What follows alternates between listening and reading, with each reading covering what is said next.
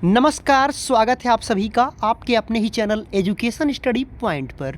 दोस्तों, आप जानते ही हैं कि आपका पेपर चल रहा है सीटेट का, प्रतिदिन हो रहा है। कभी टफ आता है तो कभी सरल आता है। ये हमारे मन की एक भ्रम होता है दोस्तों। ना पेपर कभी सरल आता है और ना ही पेपर कभी कठिन आता है। आपको पता होना चाहिए, एग्ज़ाम देने से पहले आज के वीडियो में मैं आपको कुछ बातें बताने वाला हूँ। क्या टॉपिक आया, क्या नहीं आया, इसको आप छोड़ो। ये तो मैं आपकी खुशी के लिए केवल व्यक्त कर दिया हूं कि क्या क्या टॉपिक्स थे। बाकी सबसे बड़ी समस्या जो आपके सामने आ रही है, आपका माइंड सेटअप। आपको लगता है कभी कठिन आ गया, आपको लगता है कभी सरल आ गया। आपकी जानकारी के लिए बता दूं कि 150 प्रश्न आते हैं बेटा। 150 में 7 से 8 प्रश्न ऐसे होते हैं जो हमेशा हर दिन नए आते हैं। आप उन्हें देखते ही आपको लगता है कि अरे ये तो मैंने कभी पढ़ा नहीं। और दूसरी सबसे बड़ी प्रॉब्लम्स जो आ रही है, टाइम मैनेजमेंट। अपने कमज़ोर सब्जेक्ट पर ज़्यादा समय दे देना, ये बहुत भारी पड़ रहा है। हमसे कुछ स्टूडेंट्स ने मैसेज किया, बात किया, उन्होंने कहा सर मेरा ऐसा ऐसा हो गया, क्वेश्चन ही छूट गए या क्वेश्चन जल्दी जल्दी में गलत हो गए। तो first of all you have to know that, आपको ये जानना पड़ेगा कि जो आपका स्ट्रांग जोन है, जो प्रश्न आपको आते हैं, यानी जिस पे आपको कमांड होता है, आप सबसे पहले उस पर समय दें। और जो सब्जेक्ट आपको नहीं आते हैं उस पर आप कम से कम समय में उसको ख़त्म करें। ये कुछ खास टिप्स आपके लिए है, क्योंकि जो पहली बार पेपर दे रहा है उसके लिए तो बहुत ज़रूरी है जानना टाइम मैनेजमेंट। पता चले गणित पर ही आप पूरा समय दे रहे हो या संस्कृत पर ही पूरा समय दे रहे हो। जी नहीं, पास करना है तो आप अपने जो मजबूत सब्जेक्ट हैं उन पर समय दो, वहाँ गलतियाँ ना हो। बाकी जो गलत होने हैं आप उन्हीं पर पूरा समय लगा रहे हो। खैर, चलिए आपको बताते हैं आज टॉपिक क्या आया था, तो ऐसी गलती मत करिएगा आने वाले एग्जाम्स में। दोस्तों, जीन पियाजे, मैं बार बार रोज मैं नहीं कहना चाहता हूं कि यही एक ही चीज़ जो रोज पूछते हैं। जीन पियाजे से आज पूछा गया था संज्ञानात्मक अवस्था, विकास की अवस्था से प्रश्न आए थे। शिक्षण अधिगम से 3-4 प्रश्न दोस्तों पेडागोजी के रूप में पूछा गया था।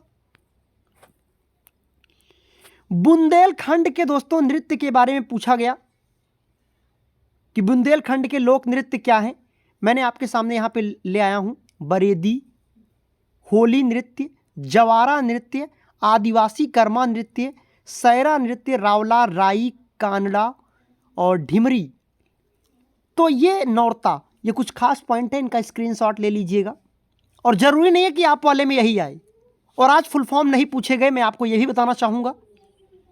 लिंग क्या है, सबको पता है। लिंग दोस्तों एक सामाजिक संरचना है, और मैंने आपको बताया है कि जिस शब्द से किसी व्यक्ति या वस्तु या स्थान के पुरुष या स्त्री होने का भाव निकले उसे लिंग कहते हैं। क्या कहते हैं? लिंग कहते हैं। कलमकारी, दोस्तों यहां से भी एक प्रश्न बना था। कलमकारी चित्रकला जो आपका होता है दोस्त, इससे आपका प्रश्न एक बना था। आप जानते हैं कि आंध्र प्रदेश में एक जिला है पोचमपल्ली। मैं आपको कुछ बातें यहां इंगित कर देता हूं, और ये वीडियो पूरा बिल्कुल भी मिस मत करना, क्योंकि यकीनन इसमें कुछ आज ऐसी बातें आपके सामने रखने वाला हूं जो आपको आराम से पास कराएगा। कुछ खास टिप्स आपके लिए है। तो कलमकारी जो चित्रकला है पोचमपल्ली, जो साड़ी की किस्म होती है, इनको बनाने वाले लोग जो होते हैं, जो बनाते हैं वो कलमकारी है, वही चित्रकला है। यातायात पे दोस्तों प्रश्न आए थे। वायुमंडल में जो उसकी परतें हैं, क्षोभ मंडल, समताप मंडल, मध्य मंडल, आयन मंडल, इनके बारे में बातें हुई थी। आप जानते ही हो, क्षोभ मंडल में आप लोग रहते हैं, हम लोग रहते हैं क्षोभ मंडल में। मैं और भी बातें सब बता देता हूं, इसके आगे अगर कुछ पूछेंगे वो। तो क्षोभ मंडल में 165 मीटर की ऊंचाई पर जाने पर तापमान 1 डिग्री सेल्सियस कम हो जाता है। समताप मंडल में दोस्तों ओजोन मंडल होता है, उसी को ओजोन मंडल भी कहते हैं, जो सूर्य की पराबैंगनी किरणों को आने से रोकती है। समताप मंडल में ही दोस्तों वायुयान यानी हवाई जहाज उड़ते हैं। मध्य मंडल में क्या होता है, उल्कापिंड संबंधी घटनाएं होती हैं। आयन मंडल में आपका रेडियो संचार उपग्रह होता है, जो कि आप टेलीविजन फिल्म पे जो स्क्रीन पर जो देखते हो, आपके सैटेलाइट्स वहीं पर होते हैं, जो वेव्स हैं आपकी तरंगें, और बहिर्मंडल इग्जोस्फीयर, वहां तो सूर्य की रोशनी नहीं पहुंचती। तो चीजों को आराम से समझते जाइए, सब कुछ सेटल कर देंगे। बीजों का अंकुरण, यहां पर भी दोस्तों टॉपिक आया था, बीजों के अंकुरण से कुछ प्रश्न बने थे ईवीएस में, यही लोगों को कुछ कठिन लग गया। मतलब एक दो बातें अगर उन्होंने नया सुन लिया तो आपको कठिन लगना शुरू हो जाता है। मैं आपको बताना चाहूंगा बीजों का अंकुरण क्या है, इससे रिलेटेड बातें क्या होती हैं। अरे भाई, ये तो रिप्रोडक्शन है कि reproduction is a process in which plant makes their own kind, जिसमें पौधे अपने जैसे ही पौधों को उत्पन्न करते हैं, ये बीजों का अंकुरित होना है। तो यहां से कुछ प्रश्न बने थे, कॉमन सेंस पे चलेगा। बूंद की यात्रा, यहां से कुछ प्रश्न आपके आए हुए थे। चिंतन में दोस्तों दो तरह की चिंतन आई थी, अपसारी चिंतन, अब जिन्होंने पढ़ा नहीं उन्हें कठिन तो लगने लगना है, क्या इसमें नया आया था, अपसारी चिंतन और अभिसारी चिंतन।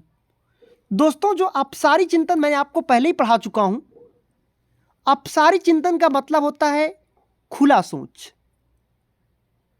मुक्त अंतर वाले प्रश्न, मुक्त अंत वाले प्रश्न होते हैं ये, यानी सृजनात्मकता वाले प्रश्न होते हैं ये।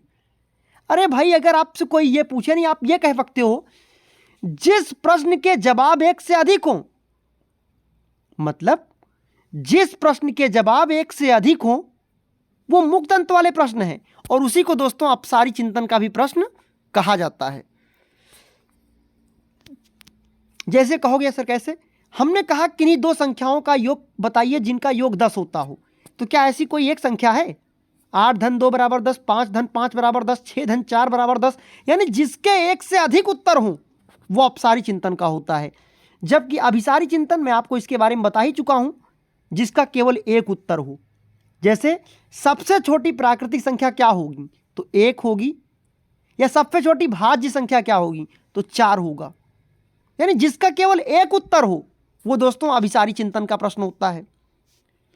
क्षेत्रफल से कुछ प्रश्न आए थे। क्षेत्रफल आपको पता होना चाहिए कुछ खास फिगर्स का, शेप्स का। जैसे वर्ग है तो वर्ग का क्षेत्रफल क्या होता है, भुजा स्क्वायर। जैसे मान लें किसी वर्ग की भुजा 5 सेंटीमीटर दी गई है तो इसका क्षेत्रफल क्या होगा, 5 गुणे 5 मतलब 25 वर्ग सेंटीमीटर। इसी वर्ग का अगर परिमाप कहेगा तो 4 गुणे भुजा, भुजा 5 है, 4 पंचे 20 सेंटीमीटर। बात करें दोस्तों आयत के क्षेत्रफल की, तो लेंथ आपको दिया रहेगा, जैसे 5 दे दिया गया, विड्थ 4 दिया गया है, तो क्षेत्रफल पूछेगा तो L इंटू बी कर देना, 5 इंटू 4 मतलब 20 सेंटीमीटर स्क्वायर। और परिमाप पूछेगा आयत का तो दोनों को जोड़ देना, 2 ब्रैकेट में 5 धन 4, तो 5 4 9, 9 दूनी 18 सेंटीमीटर। मैं ये नहीं कह रहा हूं कि ऐसा प्रश्न आएगा, लेकिन जो प्रश्न आया रहेगा उसको हल करने का तरीका ऐसे रहेगा, और इतने आसान भी दोस्तों आ सकते हैं। भिन्न वाले प्रश्न फिर आए थे कि जैसे मैंने कहा भी, कल ही आपको बताया था कि 3/4 बड़ा है कि 5/6 बड़ा है, तो कौन सा बड़ा है, क्या लगता है आपको?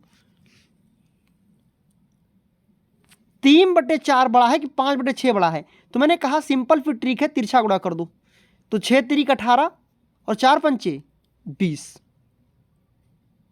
हमने कहा था जिसका भिन्न जितना बड़ा होता है वो उतने छोटा होता है, लेकिन यहां पे कई बार एक्सेप्शंस हो जाते हैं दोस्तों, तो दिमाग में सेट रखना, इस तरह क्रॉस करके चेक कर लीजिएगा, गलती ना हो। कई बार उस तरह की गलतियां हो जाती हैं कि भाई, तो यहां पे ये क्रॉस करके चेक कर लेना, तो इधर वाला बड़ा है तो 5/6 ही आप कर दीजिएगा। मैं एग्जाम्पल दे रहा हूं केवल। और दोस्तों कोण आया था, कोण आप जानते ही हो, 90 अंश से अगर कम है तो आप कहोगे कौन सा कोण, क्या कहोगे, न्यून कोण। अगर 90 अंश है तो समकोण। 90 अंश से ज़्यादा 180 से कम है, यानी 90 और 180 के बीच में है, तो आप कहोगे कौन सा कोण, अधिक कोण। ठीक है, अधिक कोण यानी रिफ्लेक्स एंगल आप कहेंगे, सॉरी ऑब्ट्यूज एंगल आप कहेंगे। और 180 अंश को हम लोग क्या कहते हैं दोस्तों, इसे रिज कोण कहते हैं, हिंदी इंग्लिश में स्ट्रेट एंगल। और 180 के बाद आपका आता है 180 से 270 की बात होती है, तो ये आपका चला जाता है दोस्तों रिफ्लेक्स एंगल में, और अंत में आपका 360 डिग्री होता है जो कि आपका कंप्लीट एंगल होता है, संपूर्ण कोण होता है। और 2 कोटि पूरक कोणों का योग मैंने आपको कल ही बताया था कि 2 कोटि पूरक कोण आप मान लीजिए एक्स और वाई 90, और संपूरक कोणों का योग क्या होता है 180।